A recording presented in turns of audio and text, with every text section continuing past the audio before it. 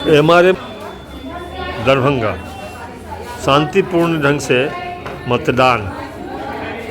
मतदाताओं की संख्या थोड़ी कम देखी जा रही है, परंतु बिल्कुल शांतिपूर्ण ढंग से मतदान संपन्न हो रहा है।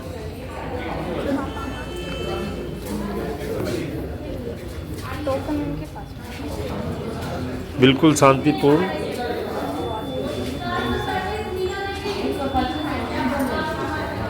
प्रशासन भी काफ़ी मुस्तैद दिखाई पड़ रहे हैं।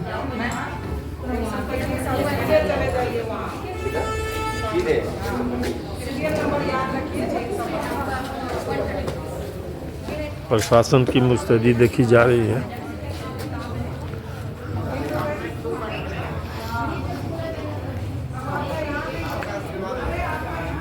इस मतदाता केंद्र का नामकरण बहुत ही अच्छा रखा गया है।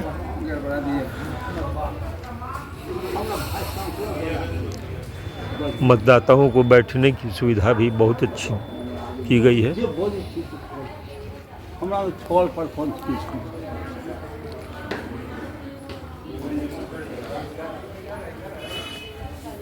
इस मतदाता केंद्र का नामकरण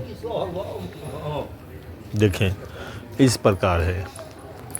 पिंक मतदान केंद्र संख्या 126। स्थान है महारानी रामेश्वरी बालिका उच्च विद्यालय लालबाग मध्य भाग।